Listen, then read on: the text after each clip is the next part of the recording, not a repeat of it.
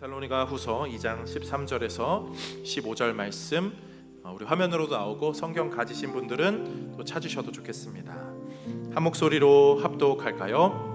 주께서 사랑하시는 형제들아, 우리가 항상 너희에 관하여 마땅히 하나님께 감사할 것은 하나님이 처음부터 너희를 택하사 성령의 거룩하게 하심과 진리를 믿음으로 구원을 받게 하심이니, 이를 위하여 우리의 복음으로 너희를 부르사 우리 주 예수 그리스도의 영광을 얻게 하려 하심이니라. 그러므로 형제들아, 굳건하게 서서 말로나 우리의 편지로 가르침을 받은 전통을 지키라. 아멘. 우리 말씀으로 하나님, 저는 듣고 싶습니다. 사모합니다. 찬양으로 고백할까요? 말씀이 내게 역사하기를, 말씀이 내게 역사하기를, 말씀이 내게 살아있기를, 하나님 말씀을 듣겠나이다. 주님의 음성을 듣겠나이다. 말씀이 내게 역사하기를, 말씀이 내게 살아있기를, 하나님 말씀을 듣겠나이다. 주님의 음성을 듣겠나이다. 주님의 음성을 듣겠나이다. 한 번 더 주님의 음성을 듣겠나이다.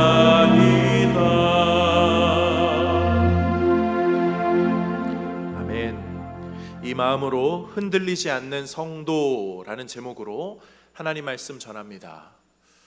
요 근래 한 몇 주간에 걸쳐서 이런저런 사건 사고들의 소식이 뉴스를 장식하였습니다.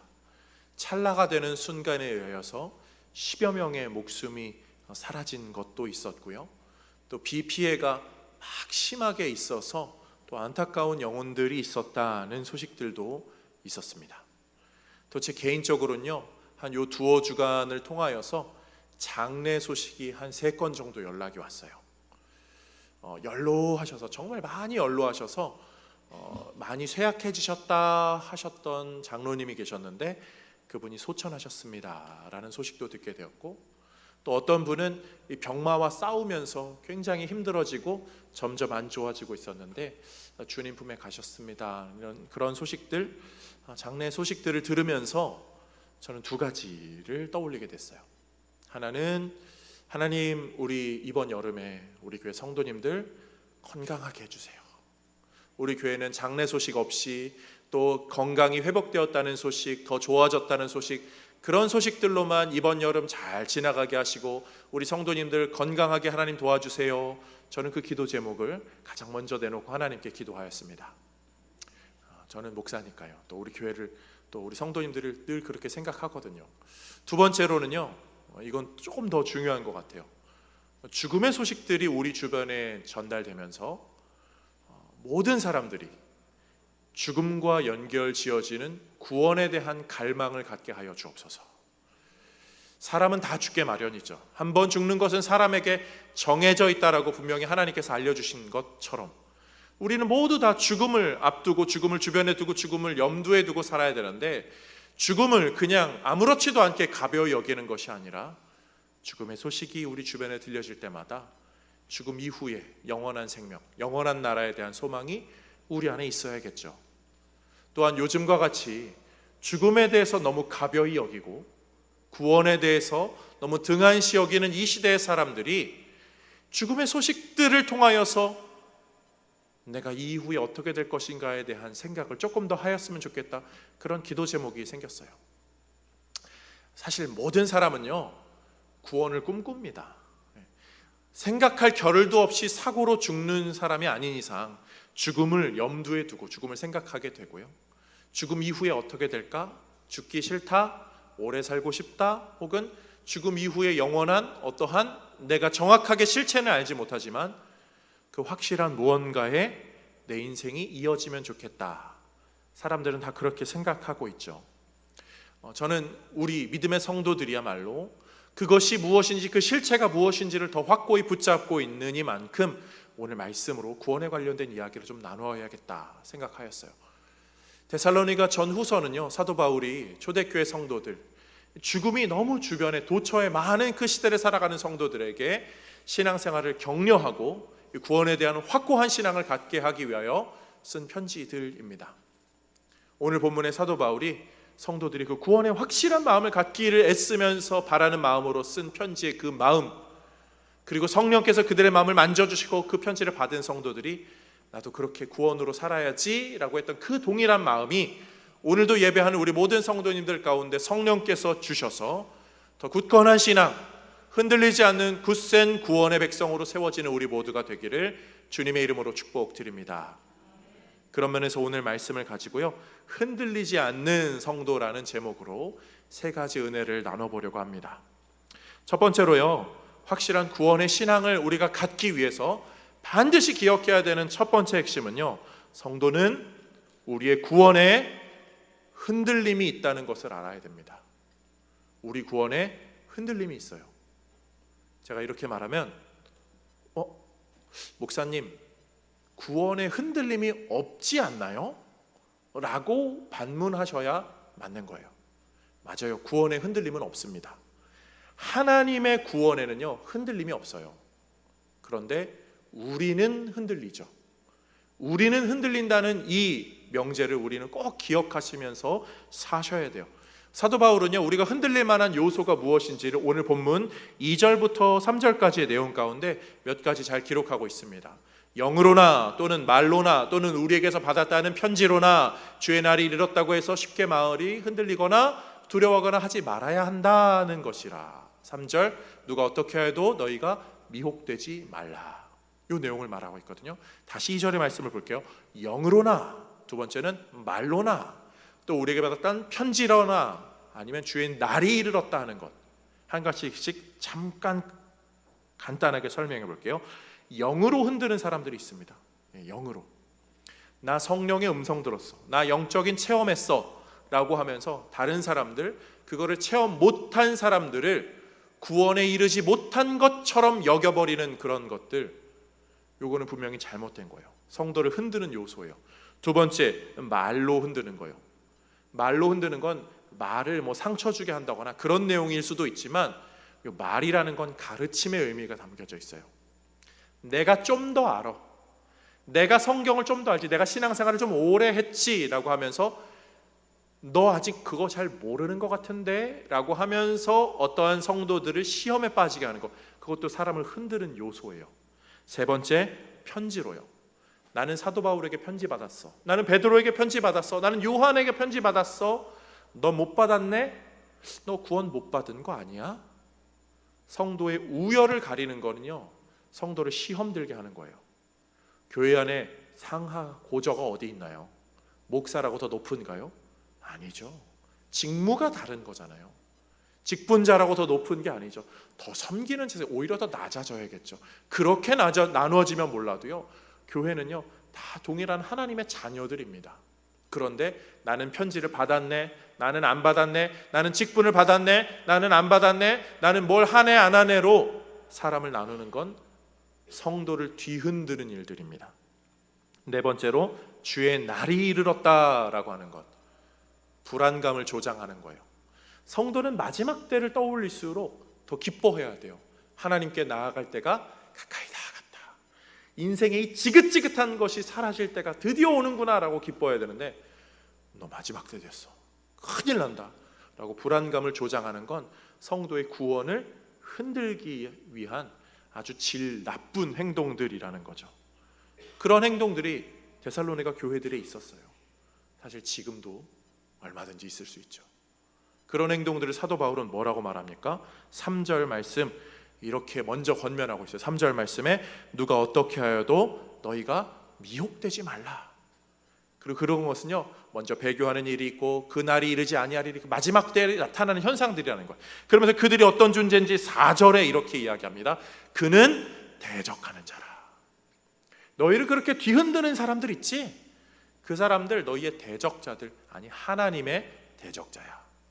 하나님보다 위에 올라서려고 하고 하나님의 자리에 앉으려고 하는 그 사람들은 아주 나쁜 사람들, 구원에 멀리 떨어진 사람들이야. 그러니까 그런 사람들 때문에 너희가 흔들리지 마. 너희는 이 구원 안에 있는, 흔들리지 않는 이 구원 안에 있는 그런 존재들이야. 사도 바울은 그렇게 위로하고 격려하고 있어요. 우리도 그런 위로와 격려로 구원에 흔들림 없이 신앙생활을 하고 있고 할 수 있습니다.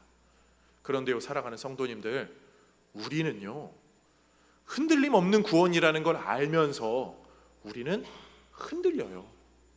우리 어떻게 흔들리죠? 우리는 귀신 들릴까 흔들리고요, 무슨 일이 벌어질까 흔들리고 마음의 불안함이 일어납니다. 제가 군대에 있을 때요, 저희 교회 목사님이, 군종 목사님이 약간 그 영적 사역에 관심이 많으셨어요. 예전에 기도회 때 한번 이 말씀 드린 것이 있었는데, 근데 부대에 공교롭게도 귀신 들린 그 병사가 한 명 있었어요. 밤에 자꾸 환청이 들린대요. 그래가지고 그 목사님이 또 영적인 사역에 나름 이게 있으시니까 수요 예배에 놓고 기도를 했어요. 온 성도를 믿고 다 함께 막 기도를 했습니다. 저도 군종배고 우리 군종병들 신학생들이 있었거든요. 무슨 기도를 했을까요? 저는 거기서 무슨 기도를 했을까요? 12시까지 기도하라고 그러는데 우리 성도님들 무슨 기도하실 것 같아요? 주님, 저 귀신이 떠나가게 해주십시오. 그렇게 기도할까요? 네, 그렇게 기도하거든요. 그런데 주님, 저 귀신이 떠나가서 저한테 오지 않게 해주십시오. 네, 네. 그렇게 제가 그렇게 기도했어요. 사람은요, 그렇게 나약해요. 영적인 것에 특별히 취약합니다. 영적으로 예민하신 분들이 있어요. 혹시 절에 가면 두통이, 난 그렇게 더 절에만 가면 두통이 있어, 그런 분들이 있어요? 그런 분들 계셔요. 간혹 있어요. 뭐 컨디션이 좀 안 좋다거나, 사실 절은 항상 공기 좋은 데 있어서 컨디션이 더 좋아져야 되는데 영적으로 예민하신 건지 좀 그런 분들이 있어요. 아니면 그런 이렇게 무당 같은 것들, 점쟁이 분들, 만난 분들 계시죠? 거기 끄덕거리시면 위험한데 저는 만나봤어요. 전도하다 만나봤거든요. 무당집 찾아가서 전도하기 했는데 같이 전도팀이 이렇게 같이 갔는데 커피를 내주셔요. 믹스 커피를 거기서 뜯어서 주셨어요. 그러니까 이상한 거 탄 거 아니죠. 근데 권사님들이 마셔야 되나 안 마셔야 되나, 네, 저는 담대히 마셨습니다. 네. 근데요, 저도 사실 마음은 약간 마셔도 되나 이랬거든요. 우리 영적으로 사실 나약해요. 하나님의 구원은 흔들리지 않는데 우리는 그렇게 쉽게 흔들립니다. 그렇게 막 그런 분들이 화장 막 짙게 해가지고 딱 쳐다보면 눈을 이렇게 어디서 감히, 이러실 분들도 계시지만 담대함으로, 신앙적인 담대함으로 그러실 수도 있지만 또 많은 분들은요, 어우 이렇게 소름 끼쳐 이러면서 고개를 피하실 분들도 계실 거예요. 그런데 그런 분들이 다 어떤 존재들입니까? 하나님을 대적하는 자들이고요. 그런 것들 때문에 우리는 흔들리게 되는 그런 연약함을 우리는 마주하고 있습니다. 그런데 이런 상황을 하나님이 너무 잘 아시고 사도 바울도 알아서 이런 말씀으로 위로해요. 11절 12절, 이러므로 하나님이 미혹의 역사를 그들에게 보내사, 누가요? 하나님이 미혹의 역사를 그들에게 보내사 거짓 것을 믿게 하심은 진리를 믿지 않고 불의를 좋아하는 모든 자들로 하여금 심판을 받게 하려 하심이라. 아멘. 두 가지요. 하나님은 하나님의 주권이 있음을, 그 모든 것이 하나님의 주권 아래 있기 때문에 우리가 염려하지 않아도 된다라는 것을 알려주고 있고요. 또 하나는 우리가 조금 고민해 봐야 되는 건데, 하나님이 그들을 심판받게 하셨다? 하나님이 그들을 악에 물들게 하셨다? 이 부분은 이해가 좀 필요해요. 하나님은 선하신데요, 선하신 하나님이 악을 들어서 악을 이렇게 하십니까? 하나님은 악을 만지시지 않아요. 악과 접촉할 수 없는 분입니다. 근데 왜 하나님은 이 악을 이렇게 조장하시고 악을 이렇게 뭔가를 그냥 사용하시죠? 하나님은 지금 악을요, 내버려 두고 계신 거예요. 악은 내버려 두면 지 스스로 막 이렇게 움직입니다. 그래서 많은 사람의 마음을 미혹하게 하는 거죠. 근데 하나님이 그걸 내버려 두세요. 왜 내버려 두실까요? 요것 때문에 기독교에 대해서 욕하는 사람들, 오해하는 사람들, 말도 안 되는 궤변으로 우리를 힘들게 하는 사람들이 있어요. 근데 하나님이 왜 악을 내버려 두실까요? 요 이야기로 저는 우리 성도님들에게 좀 설명드려 보고 싶어요. 저는요 면도를 좀 자주 합니다. 면도를 매일 해요, 매일. 근데 이게 전기 면도기로 편하게 이렇게 하는 게 아니라 좀 두꺼워서 그 거품을 내서 하는 그 면도를 해야 돼요. 매일 해야 되는데 저녁만 되면 이게 약간 거뭇거뭇하게 거칠거칠하게 올라옵니다. 그 제가 이 면도를 거뭇거뭇하고 거칠거칠한 게 너무 보기가 안 좋아서 아침 한 번, 점심에 한 번, 저녁에 한 번 이렇게 하면 어떻게 될까요? 제 피부가 다 망가지겠죠. 절대 그렇게 하면 안 되죠. 그래도 적어도 하루에 한 번 정도만 해야 되고요. 또 그게 너무 자주 되지 않도록 저는 가끔 이렇게 면도를 안 하는 날도 있어요. 일부러 다른 외부 사역이 없는 날은 일부러 안 합니다. 일부러 좀 길러면서 피부가 좀 이렇게 좀, 제 피부는 소중하니까요. 그렇게 합니다. 그렇게 하는데 그렇게 해야 그 다음날 면도가 더 깔끔하게 잘 돼요. 사실 레이저 면도 막 다 제모 막 다 알아봤어요. 저는 이거 뭐 이렇게 여기도 막 그 외국 분들이 막 여기다가 왁스 받아 탁 하더라고요. 이런 거 괜찮나 막 알아봤는데 그런 거를 다 깔끔하게 하려면 어느 정도를 길러야 된다고 하더라고요. 면도도 마찬가지. 그냥 없는 상태 요만큼 났다고 한다고 좋은 게 아니라 어느 정도 길러야 깔끔하게 면도가 됩니다. 제모가 되는 거죠. 하나님이요 악을 좌시하시는 이유가 있어요. 이거를 하나님은 얼마든지 지금 다 없애버리실 수도 있는 분이시지만 그 전능하신 분이 일부러 그 전능성을 잠시 제한하시고 오히려 피부를 보호하는 것처럼 믿음의 성도들을 보호하여야 하기 때문에 그거를 잠깐 놔두시는 거예요. 세상의 죄악된 요소들, 미혹된 요소들은 하나님은 그렇게 잠시 구원의 백성들을 위해서 놔두시는 거죠. 그리고 그것을 오히려 하나님은요 더 이용하실 수 있어요. 얼마든지 활용하시죠. 믿음의 성도에게 하나님이 활용하시는 죄악된 요소들은 어떠합니까? 우리를 뒤흔드는 것 같지만요 아니에요. 그 뒤흔드는 요소들 때문에 우리는 더욱더 든든하게 붙잡힌 바 당해요. 귀신 들린 사람이 있어서 제가 어떻게 했다고 그랬죠? 기도를 하게 됐어요. 그때만큼 간절히 기도한 것이 없을 정도, 손꼽을 정도로 정말 간절히 기도했거든요. 저한테 제발 오지 않게 해주세요라는 그런 것처럼 우리는요 어려움의 요소가 생기면 그때 더 간절해져요. 우리를 시험 들게 하는 건 우리를 흔들리게 하는 것 같지만 오히려 그것 때문에 우리는 더 하나님 앞에 진중하게 나아가게 되죠. 그리고 우리는 그것이 지나면서 어떻게 고백하죠? 하나님이 우리를 더 든든하게 세우시려고 그 어려움들을 지나가게 하셨구나. 그런 면에서 사랑하는 성도님들, 우리의 신앙생활에 흔들림이 있을 때 그것은 우리가 넘어지게 하거나 사라지게 하거나 잘려지게 하거나 뽑혀지게 하려는 그런 뜻이 아니라 오히려 우리를 더 든든하게 세우시려는 하나님의 뜻이 있으신 줄로 믿고 하나님께 더 간구하며 살아가는 우리 모두가 되기를 주님의 이름으로 축복드립니다. 두 번째로요, 우리가 그러한 어려움 속에서 꼭 신앙을 잘 붙들고 살기 위해 가져야 하는 자세가 있어요. 그것은 발버둥입니다. 오늘 본문의 두 번째 핵심인데요, 구원의 성도는 발버둥이 있어야 됩니다. 발버둥하는 것이 있어야 돼요. 신앙생활하면서 말도 안 되는 궤변을 우리는 종종 만납니다. 하나님이 그렇게 전능하시다면 뭐 죄든 뭐든 다 다스린다면 왜 그냥 다 없애버리고 다 그냥 천국 가게 하고 그러면 되지, 왜 굳이 하나님은 지금 이렇게 세상에 악을 관영시키고 이런 것들을 왜 그냥 내버려 두고 왜 하나님이 그렇게 하십니까? 라고 물어보는 이들이 있어요. 근데 그거는 정말 그런 거죠. 어렸을 적에 자기가 모르던 거를 잘 몰라서 자기 마음대로 이야기하였다가 나중에 보니까 알고 나니까 내가 좀 몰랐구나라고 그 미련한 모습을 아직도 깨닫지 못하는 거예요. 하나님의 그 모든 전능하심과 전지하심을요 내 이성적인 걸로 담아서 이해하려는 게 인간으로선 불가능하죠. 그런데 하나님이 왜 이러시냐 저러시냐, 하나님은 그러시면 안 되지 않느냐, 그래서 우리를 막 힘들게 하는 건 우리로서는요 너무 이렇게 심각하게 여기지 않으셔도 돼요. 근데 제가 요거를 조금 더 이렇게 설명해 볼게요. 기도라는 것으로 한번 이해해 봅시다. 하나님이요 전능하시고 전지하시다고 하죠. 근데 전지하심과 기도에 관련돼서 이야기해 볼게요. 성경 구절이 이렇게 있어요. 마태복음 6장 32절입니다. 이는 다 이방인들이 구하는 것이라 너희 하늘 아버지께서 이 모든 것이 너희에게 있어야 할 줄을 아시느니라. 마지막 줄 한 번만 더 읽어볼까요?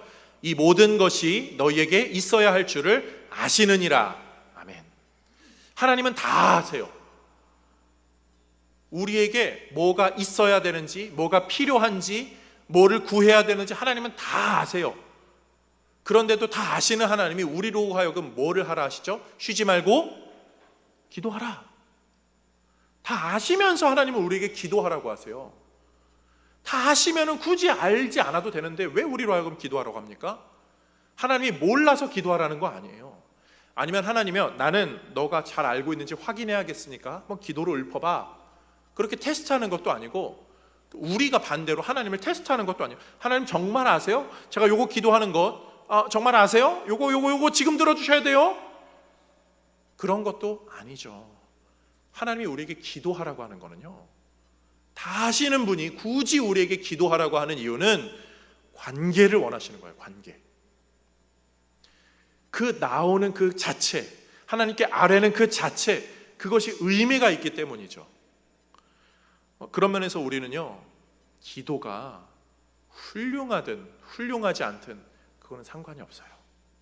기도의 미사 여구가 많이 들어가든 적게 들어가든 다 하시는 하나님께서 원하시는 것은 화려하고 훌륭한 기도가 아니라 그냥 그 기도 자체, 기도하러 나오는 그 모습 그 자체, 기도하는 그 순간 우리의 존재를 원하시는 거예요. 하나님과의 그 인격적인 교제를요. 그래서 우리가 뭐 대단한 걸 하지 않아도 괜찮아요. 그냥 기도라는 통로 그 자체로 하나님이 기뻐하시기 때문이죠. 관계가 맺어짐, 여기에 의미가 있기 때문이죠. 전능함으로 이어져서 연결해 보겠습니다. 그런 면에서요, 하나님이요, 모든 걸 다 하실 수 있음에도 불구하고 다 하시지 않고 우리로 하여금 원하는 것들이 있어요. 우리가 드리는 예배, 우리의 찬양, 우리의 기도, 우리의 신앙생활, 우리의 헌신, 수고, 그 모든 것들이 하나님 입장에서는 필요도 없는 것 같지만 우리에게 원하십니다. 왜요?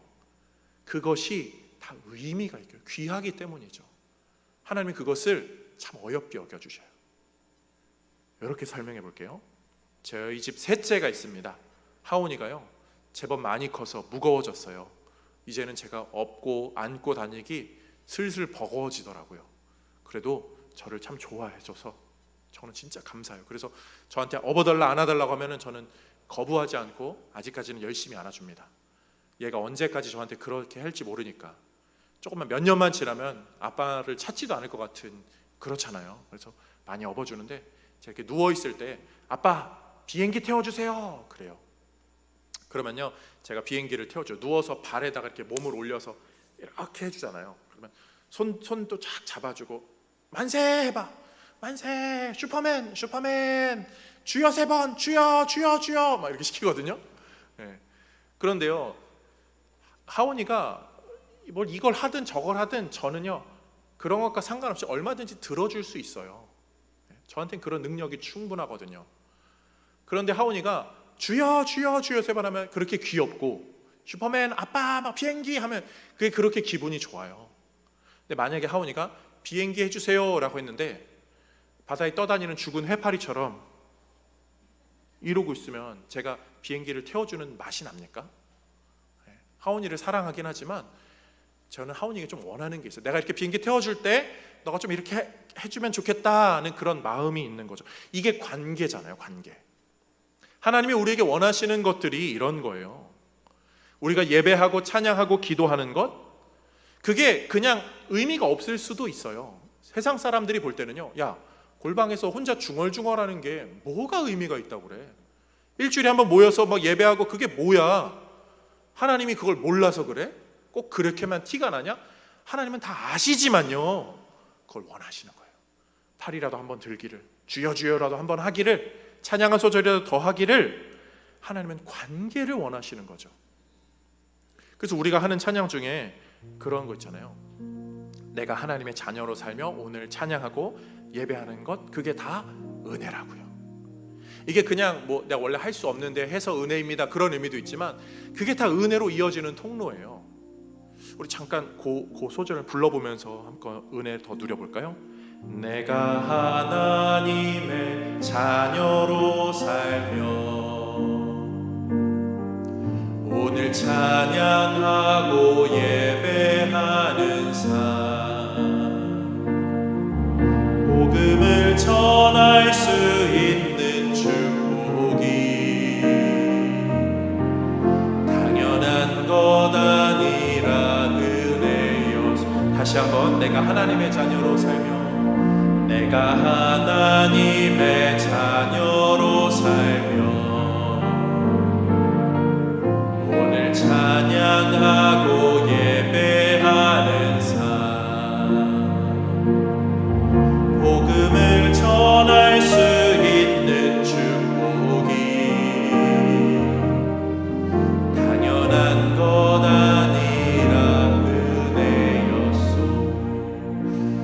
우리가 이거를 흔히들 물론 그런 의미로 부릅니다.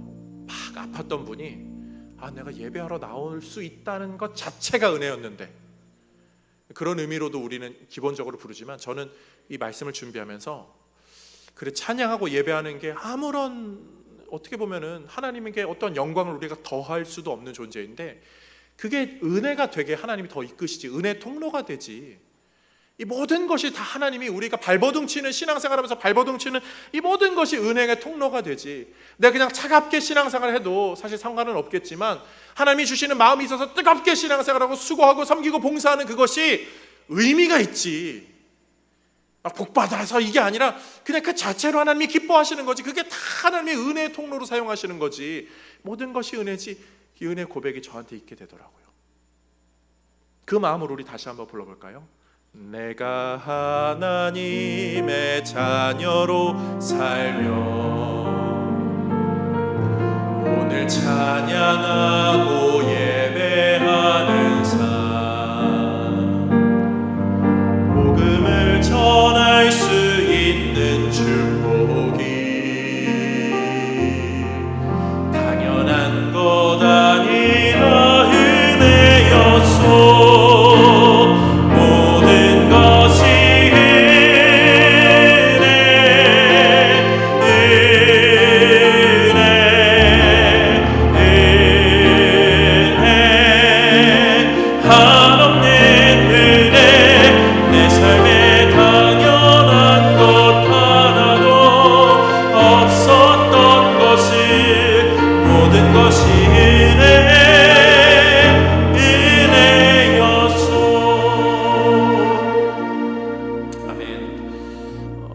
성도님들, 사도 바울이 이런 이야기를 오늘 15절에 합니다. 그러므로 형제들아 굳건하게 서서 말로나 우리의 편지로 가르침을 받은 전통을 지키라. 아멘. 사도 바울 자체가 편지를 쓰든 안 쓰든 하나님은 역사하시죠. 그래도 사도 바울은 열심히 썼어요. 열심히 복음 전하면서 돌아다녔어요. 왜요? 그런 발버둥 자체가 하나님이 기뻐하시는 것이고 하나님이 얼마든지 사용할 수 있는 은혜의 통로요 창구가 되기 때문이죠. 전통을 지키는 거요, 우리가 예배하는 거요, 교회를 세워가는 거요, 섬기고 수고하고 사랑하고 아껴주는 거요, 교제하는 거요, 아무런 의미가 없는 것 같이 느껴질지라도요 하나님이 기뻐하시고 원하시는 것이기 때문에 그것이 우리에게는 하나님이 주신 은혜의 축복의 통로요 기회가 되는 줄로 믿습니다. 여름에 참 수고하시는 분들 많아요. 또 1년 내내 말없이 봉사하시는 분들 많아요. 저는 그 발버둥이요 의미 있다고 봐요. 발버둥 안 치고 냉랭하게 계산하면서 그렇게 신앙이 있는 등 없는 등 사는 것과 그렇게 발버둥 치면서 신앙생활하는 것은 분명히 다르다고 저는 확신하며 살아요. 소망하기는 그런 발버둥이 내가 할 수 있는 발버둥으로 하나님께 영광 올려드리는 신앙의 모습이 우리 모두에게 있기를 주님의 이름으로 축복드립니다. 마지막 세 번째로요, 우리는 구원에 효력이 있음을 기억하면서 살아야 됩니다. 우리에게는 흔들림이 있을 수 있어요. 하나님의 구원은 흔들림이 없지만 우리에게는 흔들림이 있을 수 있어요. 또 그렇지만 우리는요 발버둥 치면서 그 흔들리는 세상 속에서 든든하게 살 수 있어요. 그렇지만 우리에게 발버둥 치면서 살아갈 때 하나님이 주시는 은혜가 무엇이냐? 구원의 효력, 그것은 흔들리지 않게 하는 하나님의 은혜죠. 오늘 본문에 너무 속 시원한 말이 있어요. 그리고 너무 저한테는 위로가 되고 은혜가 되고 또 너무 재밌는 말씀이 있죠. 7절 말씀 함께 읽어보겠습니다. 불법의 비밀이 있어 이미 활동하였으나 지금은 그것을 막는 자가 있어 그 중에서 옮겨질 때까지 하리라. 아멘. 사도 바울은요, 불법이 있어 막 활동하고 있는데 그걸 막는 자, 이걸 조율하는 자, 그런 존재가 있다고 하고 있어요. 막는 자, 이게 무슨 것을 이야기하려는가? 8절에 바울이 입이 근질근질했던 것 같아요. 바로 이어서 이야기합니다. 그때 불법한 자가 나타나리니 주 예수께서 그 입의 기운으로 그를 죽이시고 강림하여 나타나심으로 패하시리라. 마지막 때 예수님이 오셔서 쫙 그 막고 있던 거를 촥 해서 쫙 그냥 일어나는 거예요. 그러면서 그때 예수님이 패하신다라는 것. 그 전까지는 이 마지막 심판이 일어나지 않도록 막고 계시는 그런 존재가 있다는 거죠. 요거를 계시록 말씀으로 우리가 조금 더 자세하게 이해할 수 있어요. 요한계시록 7장 1절에서 3절까지 말씀. 이 일 후에 내가 네 천사가 땅에 네 모퉁이에 선 것을 보니 땅의 사방에 바람을 붙잡아 바람으로 하여금 땅에나 바다에나 각종 나무에 불지 못하게 하더라. 원래는 심판의 바람이 확확 불어와야 되는데 네 천사가 이걸 언제 불까 말까 요걸 하고 있다는 거예요. 또 보면 다른 천사가 살아계신 하나님의 인을 가지고 해돋는 데로부터 올라와서 하나님의 명령을 받아서 땅과 바다를 해롭게 할 권세를 받은 네 천사. 아까 그 네 천사, 이 네 천사의 역할력이 나온 거예요. 땅과 바다를 해롭게 심판할 그 권세를 받을 네 천사를 향하여 큰 소리로 외쳐 이르되 우리가 우리 하나님의 종들의 이마에 인치기까지 땅이나 바다나 나무들을 해하지 말라. 지금 당장 심판받아 마땅한데, 당장 심판의 바람이 불어와야 되는데 하나님의 명령을 한 천사에게 보내요. 아직 아니야. 저 네 천사 말려 멈추게 하는 존재가 있다는 거죠. 사랑하는 성도님들, 지금 우리가 살아가는 시대가 어떻죠? 죄악의 관영이 끝을 향하여 가고 있습니다. 양심의 가책을 느끼지 않아요. 불법은 교묘하게 이루어지고 있고요, 위법과 사람들의 그 아주 계략은요, 있는 사람들은 더 표독스럽게, 없는 사람들은 뭔가를 해서라도 올라가야게 하는 그런 악한 마음을 조장하고 사랑을 나누고 섬기고 봉사하는 그런 마음이 아니라 어떻게든 내가 뭔가 더 움켜쥐려고 하는 그런 마음들, 그리고 뭔가 힘이 있고 돈이 많고 권세가 있고 그러면 사람을 너무나 함부로 여기는 죄악된 마음이 이 세상에 가득하죠. 일반적인 개개인의 마음들은 어떻죠? 예전보다요 양심이 죽었어요. 동방예의지국 우리나라 더 이상 아니라고 하잖아요. 정 없다고 하잖아요. 예전에는 동네에서요 뭘 하나 시장 슈퍼에서 뭘 하나 사도 거스름돈을 500원 더 받으면요 길 가다가 돌아와서 거스름돈 나한테 더 줬네 이러면서 그런 정직함으로 살았어요. 요즘은 어떠죠? 마트에서 띠 했는데 하나가 안 찍혔어요. 아싸! 우리 집사님 한 분이 살짝 웃으셨거든요. 장사를 해보신 분이 웃으셨기 때문에 저는 그게 진짜라는 것을 더 확신하게 됩니다. 요즘은 더 정말 그런 시대예요. 어린아이에서부터 노년에 이르기까지 악의 표독스러움이 우리를 너무나 많이 유혹하고 물들게 했죠. 예전에는요 아이들한테도요 너 그렇게 울면 곶감 호랑이가 잡아간다, 망태 할아버지가 잡아간다 이러면요 망태 할아버지가 뭔 줄 몰라도요 애들이 울음을 딱 그치고, 제가 어린이 사역할 때만 해도 너 그렇게 울면 경찰 부른다 전화기 이렇게 경찰 부른다 하면은 경찰 부르지 마세요 애들이 이랬거든요. 요즘은 어떤지 아세요? CCTV가 찍혀 있어도 마음대로 해요. 경찰 부른다 하면은 안 부를까 아는데. 양심이 그만큼 굳어졌어요. 지금이야말로 내 귀퉁이에 있는 천사들이 얼마든지 바람을 불어와도 이상하지 않은 그런 시대입니다. 이런 시대에 사실 성도는 어떻게 살아야죠? 하나님 앞에 코람되어 아니 그것보다 사실 하나님 앞에 있다는 게 어떤 의미인데요. 군대에 있을 때요, 이등병 병사 아니 병사가요, 장성급 장교가 와도요 진짜 수만 번 제대로 못 쉬게 그냥 아주 얕은 숨으로 이렇게 있으면서 가만히 있습니다. 어미하고 그 고귀한 그 권세 앞에서는요 까딱할 수 없어요. 그런데 우리가 하나님 앞에 산다는 것은, 하나님이 늘 우리를 보고 사신다는 것은 납작 엎드려서 손가락 하나 움직이는 것도 하나님의 눈치를 보고 움직여도 되냐 안 되냐 그러면서 살아야 되는데, 이 시대의 죄악은요 하나님을 전혀 상관하지 않아요. 하나님이 보시든 말든 나는 내 마음대로 하겠습니다. 신앙생활 어쨌든 예배 드리잖아요. 나는 예수 믿는다니까요. 아주 얼굴에 철판을 깔고 살고 있죠. 우리는요 지금 당장 심판받아 마땅한 존재예요. 그런데 이런 우리에게 어떤 은혜가 있다고요? 막아서 주시는 은혜. 아직 심판이 시작되지 않도록 막아주시는 은혜가 우리에게 있다고요. 왜 막아주십니까? 11절 12절 말씀. 그러므로 하나님이 미혹의 역사를 그들에게 보내사 거짓을 믿게 하심은 진리를 믿지 않고 불의를 좋아하는 자들로 하여금 심판을 받게 하려 하심이라. 하나님은 심판을 받게 하려고 다 준비하셨어요. 그런데 역으로요, 이 말씀은 아직 심판받지 않아야 될, 구원으로 속히 와야 될 그런 존재들, 그런 이들이 있기 때문에 하나님께서는 잠시 더 그것을 딜레이 시켜주시는 거죠. 누구 때문에요? 우리 때문에요. 그리고 우리가 복음 전해야 될 그 대상자들 때문에요. 얼마나 긴박한 순간인지를 우리가 전하고 알고 또 그것을 마음에 새기며 살아야 됩니다. 그런 면에서 우리가 감사할 것이 무엇이죠? 오늘 본문 우리가 읽은 거 보세요. 13절에서 15절. 주께서 사랑하시는 형제들아, 우리가 항상 너희에 관하여 마땅히 하나님께 감사할 것은 하나님이 처음부터 너희를 택하사, 하나님이 택하셨대요.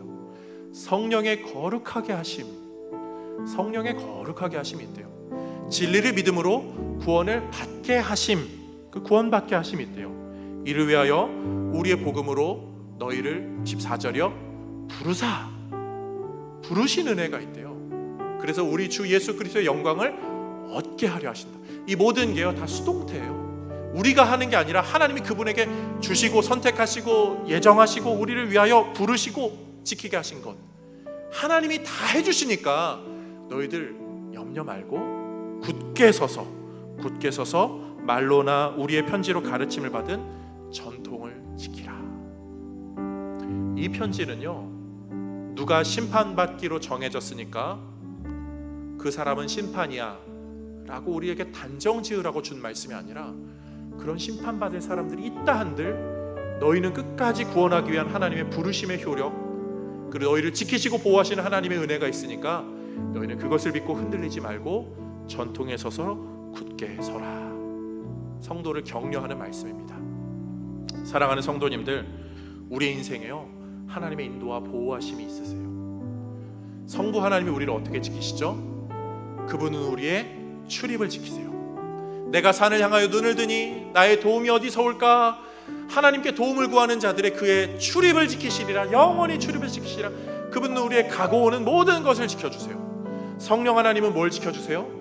우리의 마음에 내주하셔서 우리가 무엇을 생각하는지, 어떻게 생각하고 어떻게 말해야 하는지, 어떻게 받아들여야 하는지, 그분은 우리의 내적인 모든 것을 지켜주세요. 성자 예수님은 우리를 어떻게 지켜주시죠? 지금도 하늘 보좌 우편에서 아직 그때가 아닙니다. 아직 저들이 더 은혜 받아야 되고 아직 더 구원받을 백성들이 남아있으니 아직 그 심판의 때를 잠시 멈춰주시고 이 구원의 백성들을 더 이끌어 주옵소서. 그분은 가장 중요한 역할로 하늘 보좌 우편에서 우리를 위하여 보호하시는 중보의 기도로 우리를 지켜주십니다. 그 보호하심의 은혜가 있기에 우리의 신앙생활은 의미가 있어요. 발버둥을 쳐도 의미가 있고요, 오늘 하루 그저 감사로 예배드려도요 그 자체로 하나님께서 귀하다 여겨주세요. 소망하기는 우리를 부르시는 은혜, 우리를 살리시는 은혜, 우리를 도우시는 은혜, 그 은혜가 내 삶에 가득가득 매 페이지마다 가득가득하다는 것을 기억하시면서 주님 주의 인도와 보호하심 아래서 내가 신앙생활 잘하게 하여 주옵소서 고백하는 우리 모두가 되기를 주님의 이름으로 축복드립니다. 우리 그 마음으로 함께 고백할까요? 한량없는 한량없는 은혜 갚을 길 없는 은혜 내 삶을 애워싸는 하나님의 은혜 나 주저함 없이 그 땅을 밟고 나를 붙드시는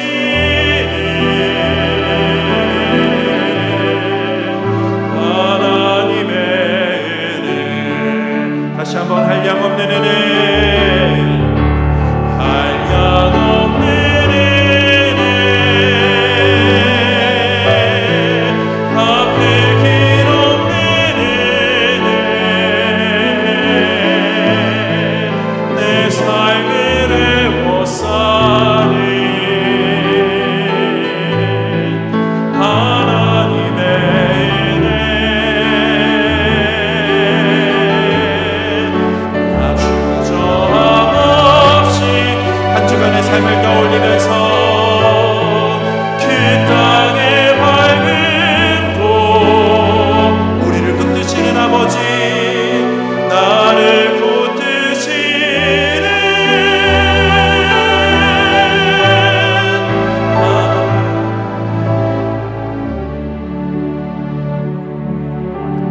사랑하는 성도님들 한 주간의 삶 우리의 모든 삶 우리의 인생을 놓고 주님께 의지함을 구합시다. 하나님이 우리를 붙들어 주세요. 일상에서 붙드시고요 모든 삶의 순간 붙드시고 저는 가장 하나님의 붙드심이 빛나는 순간은 죄악 가운데 우리를 붙드시는 거예요. 얼마나 우리를 유혹하는 것들이 많아요. 우리를 게으르게 하고 나태하게 하고 또 세상적인 여러 죄악의 요소들이 우리 주변에 도처에 깔려 있는데 하나님이 그 죄악 가운데 믿음의 성도들을 붙잡아 주세요. 양심을 움직이게 하셔서 너 그러지 마, 그거 아니야, 입을 좀 다물어, 거기로 가지 마. 하나님의 그 은혜와 붙드심이 있어서 당장 죽어도 이상하지 않고 당장 어떠한 사고가 나도 이상하지 않은 이 세상에서 하나님은 우리를 지금 안전하게 보호하여 주세요. 그 은혜의 보호하심이 있어서 우리가 여지껏 이제까지 달려왔습니다. 그리고 앞으로도 달려가겠죠. 우리의 삶의 모든 순간을 하나님께 내어 맡기면서 주님 나를 붙들어 주세요. 내 가정을, 내 삶을, 내 자녀들을 붙들어 주세요. 멀리 떠난 것 같은 자녀들이 있습니다. 하나님 빨리 붙드셔서 은혜로 이끄셔서 그들이 주의 품으로, 이 구원의 품으로 돌아올 수 있도록 주님 역사하여 주옵소서. 우리 개인의 기도 제목 담아서 소망 담아서 사랑하는 주님 이름 한번 부르며 함께 기도하겠습니다. 주여